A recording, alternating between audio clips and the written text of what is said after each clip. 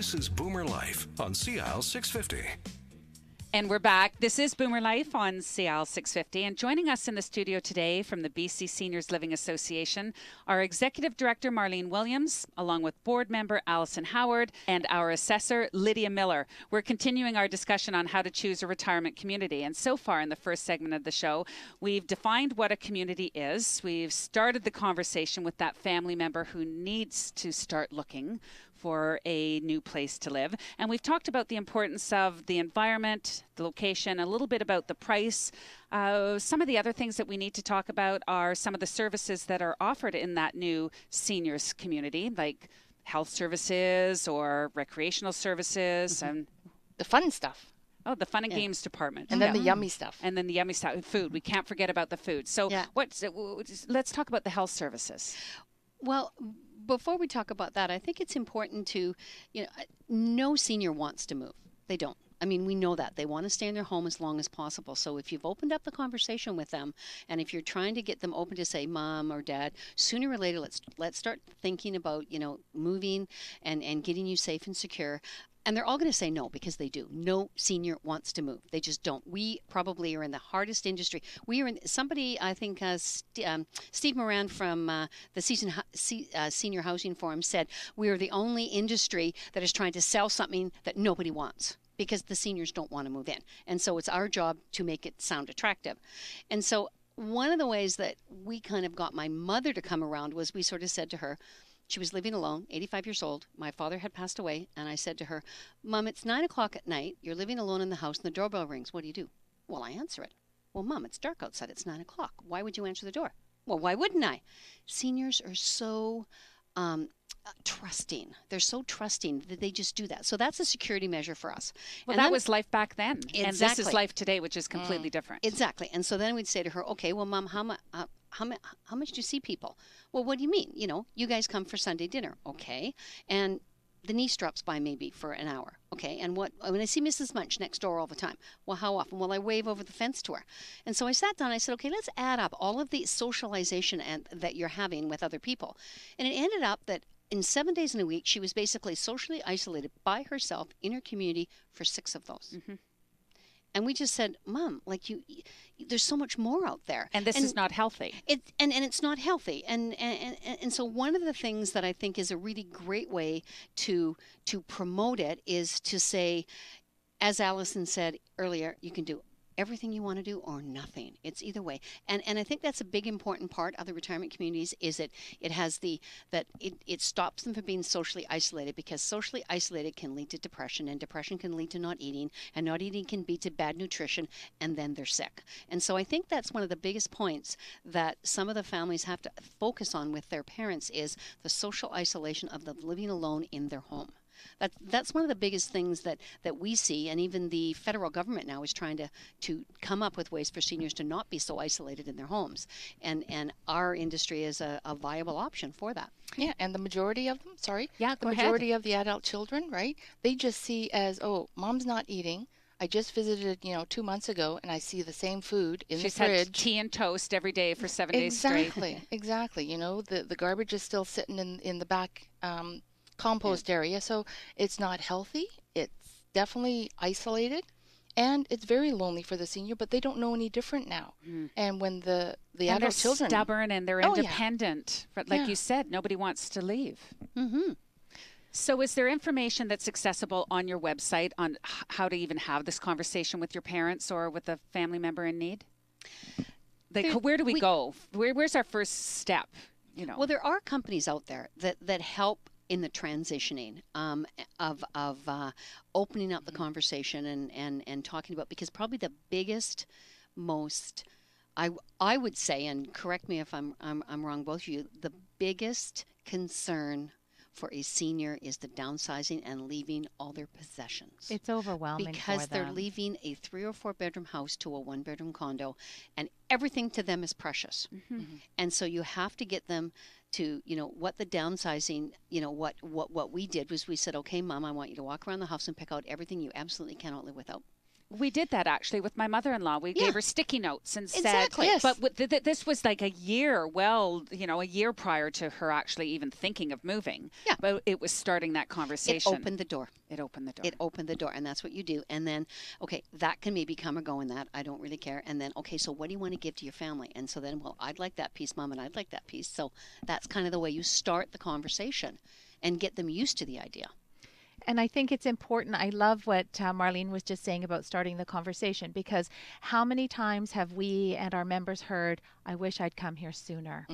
Because they come and they see, and it doesn't matter the community that you choose, whether you choose a minimal amount of recreation and social opportunities or a large amount.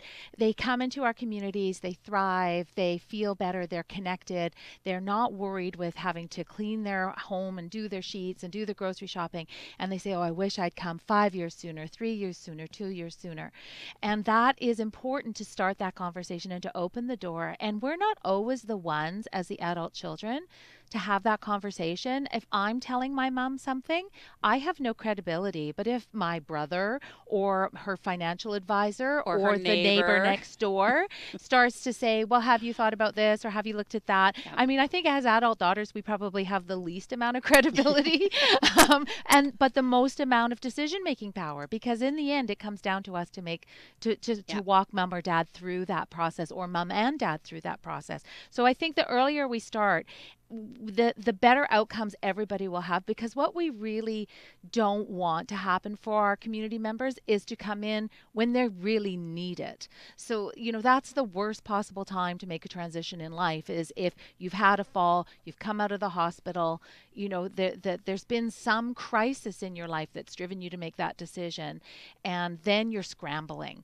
So, and I'm not saying that's doesn't happen and it's terrible if that does happen. That's part of the purpose why we're there. So you're trying to get our seniors community to be more proactive, to take a look at their life today, what their life could be like next year if they've just found themselves suddenly single, like their spouse has died or has hospitalized or whatever, or if they've become ill, or try to do something before you're forced to make that decision. It makes a huge difference for their quality of life and for the sense of security for the family members. And it is, as Marlene said, it is a bit of a sales job. We're selling something that people really, really need, but they don't know that they want it. And so, when we get into talking about what do you look for and how do you go through it, it really is by acclimatizing yourself to the environment and sort of dispelling some of the myths that it's a home, or I'm too old, I'm not old enough yet, or it looks like this, it looks like that. It really is not a nursing home, and we still have a great cohort of seniors and some of their family members as well think, oh, it's a nursing home. Some of the biggest objections we can get are from family members, when family members don't want them to go, I don't want my mom to go to a nursing home because all of a sudden mom is old, or all of a sudden dad's old and we're facing mortality issues. It's not a nursing home. It's congregate living. Yes. It's living in community. It's a different home. It's independent living, right? Absolutely. Yeah. Independent living. In the majority of families, 80% of the inquiries comes from the lady in the house, whether it's the daughter, whether it's the daughter-in-law, whether it's the niece, or the next door neighbor, granddaughter, whatever it might be. It's usually not the male in the family. So if John has mom and he's concerned about mom, it'll be wife Annie that goes to do all the research, go on the initial tours, and kind of like shortlist where is the best place that we can offer to mom, and then include mom in the decision-making process. Because the worst thing a community can do when you have the family there and you have the senior parent there is to dismiss the senior's opinions and to ask only the kids what they're looking for and what they want. Well, it has to be the senior's decision, correct? It does, and I think one of the things that I think everybody needs to take into consideration is the demographics of the people moving in the retirement community. They are from, the war, okay? And they've spent the majority of their life taking care of, number one, their kids, then their grandchildren, and probably later in life, more often than not, their husband, because the mortality rate of the husband is less than it is the wife. And so and their aging parents. Yes, and this person has now spent her whole life taking care of people. That was her sense of purpose. And so living in her own home by herself doesn't really give her much of a sense of purpose, except the cooking and the cleaning and the laundry and whatever she does on her day-to-day.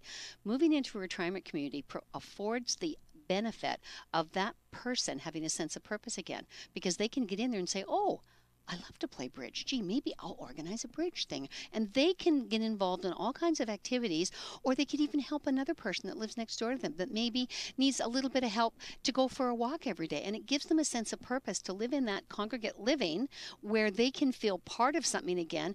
And I really, truly believe that it helps the longevity of their lifespan, because when you have a sense of purpose, obviously you feel better. Absolutely. And we were talking about how many people say we should have moved in sooner. Why didn't we move in sooner? Make that decision. As the assessor, I know, even from the other side of the equation, in marketing, that all the good operators and all our members, they do surveys of the residents.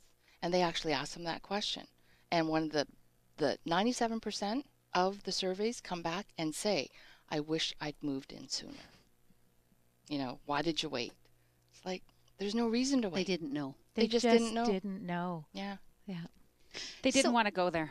They didn't. They couldn't see past the end of their nose. They couldn't see anything outside their immediate life, or what they thought. What they thought these communities were 20, 25 years ago. We've evolved a lot. We don't have bars on the windows. Nope. We don't throw away the key. Yeah. But you do provide an incredible environment that is a community that covers everything from safety issues and security issues, recreation, fun and games, health services on site, great food, personal chefs in some cases, anything you could ever dream of for how you want to spend your later years. We're giving them back options. And safety doesn't necessarily mean that people have to be buzzed in or that they have to sign in at a reception desk. Safety may mean just that. It's just that, if they don't go down to breakfast, it's going to be noticed, because the table that they sit at or the people that they've made friends with are going to say, where's Mary? Why is Mary not here? And they're going to go to the front desk and they're going to say, have you seen Mary this morning? They're going to go, oh, we'll go check. And they'll go up and they'll check the room. And maybe Mary's just a little bit under the weather that day. So what it means is there's a whole camaraderie of people that are now that now care and look after this individual, just to make sure that where are they? Why aren't they here? It's almost like when you went to university, you lived in a frat and everybody took care of each other. Now you're a senior and live in almost like a little frat house again, and everybody's taking care of each other. So it's like almost the complete opposite end. And it's a really good thing, because it makes people feel that, they are safe in more ways than just the door's locked at night and no one can come in. It's just that gentle eye, isn't it? Yes. It's so stealth. It's not like you actually know that people are there watching out for you, and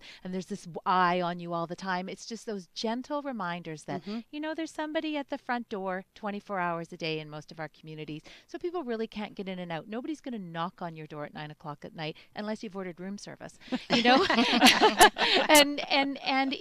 if there is a greater health issue and or a slight emergency, there really, in most of our communities, there's a way of calling an emergency call, and somebody with some health services support will be there for you. And it's peace of mind. It really is just that sort of seamless behind the scenes care that you don't even know it's there until you need it. And then when you need it, it's right there. It means you're not alone. It means you have a friend. It means that somebody is always there that's going to care about you.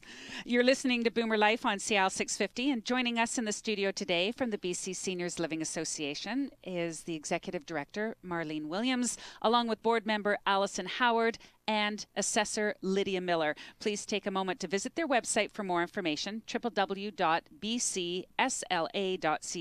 We're going to be right back with more great information on how to start the discussion with a family member about moving into a retirement community and some of the benefits of doing so. That's next on Boomer Life on CL 650. Canada's only weekly radio show dedicated to the baby boomer lifestyle. This is Boomer Life on CL 650.